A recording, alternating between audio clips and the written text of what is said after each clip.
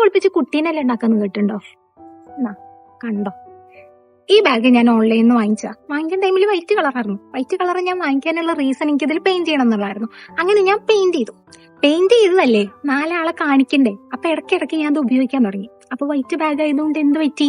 ചളി പറ്റി. Okay, white ആയതുകൊണ്ടാണല്ലോ ചളി ആവണം, ബ്ലാക്ക് ആക്കിയ പ്രശ്നമില്ലല്ലോ എന്ന് പറഞ്ഞ് ഞാനത് ബ്ലാക്ക് ആക്കി. ഫാബ്രിക് പെയിന്റ് യൂസ് ചെയ്യാനുള്ള മടി അറിഞ്ഞുകൊണ്ട് ഞാൻ എന്ത് ചെയ്തു, സ്പ്രേ പെയിന്റ് അങ്ങോട്ട് എടുത്ത് വീശി. ഒരാവശ്യം ഉണ്ടായിരുന്നില്ലേ? ഇപ്പൊ ഒരുമാതിരി വൃത്തികെട്ട ടെക്സ്ചറുകൾ നോക്കിയൊക്കെ.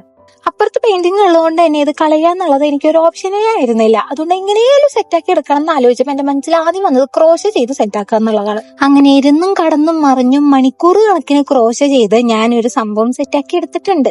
ഇങ്ങനത്തെ ഫ്ലവേഴ്സ് 30 എണ്ണം. പിന്നെ ഇതാ ഇങ്ങനെ ഒരു സാധനം, ഇതെന്താന്ന് ചോദിച്ചാൽ എനിക്ക് പ്രത്യേകിച്ച് പറയാനൊന്നുമില്ല. പിന്നെ ഈ ഒരു ലേസ്, ഇത്രയും സാധനങ്ങൾ വെച്ചിട്ടാണ് ഞാൻ എന്റെ ബാഗിനെ മേക്ക് ഓവർ ചെയ്തെടുക്കാൻ വേണ്ടി പോകുന്നത്. പിന്നെ ഏറ്റവും ഇമ്പോർട്ടന്റ് ആയിട്ട് വേണ്ടത് ഗ്ലൂ ഗണ്ണാണ്. ഗ്ലൂ ഗണ്ണും ഈ പറഞ്ഞ സാധനങ്ങളോണ്ടുള്ള യുദ്ധമായിരുന്നു പിന്നീട് അങ്ങോട്ട്. അങ്ങനെ മണിക്കൂറുകളോളം നീണ്ടു നിന്ന യുദ്ധം പാതിരാത്രിയാണ് എന്നത്തെയും പോലെ അവസാനിച്ചത്. അങ്ങനെ ബാഗൊക്കെ സെറ്റ് ആക്കിയിട്ടുണ്ട്. എങ്ങനെയുണ്ട് എന്നുള്ളത് പറയുള്ളൂ. എനിക്ക് സാധനം ഇഷ്ടമായി, കാരണം ഞാൻ നല്ലപോലെ പട്ടിപ്പണി എടുത്തിട്ടാണല്ലോ ഇത് ഇങ്ങനെ ആക്കി എടുത്തത്. നിങ്ങൾക്ക് ഇഷ്ടമായോ ഇല്ലേ എന്നുള്ളത് പറയൂട്ടോ. എന്തായാലും ഉർവശി ശാപം ഉപകാരമായി എന്ന് പറഞ്ഞ പോലെ ഇപ്പൊ എനിക്ക്. അപ്പൊ അത്രേ ഉള്ളൂ. Bye bye, see U.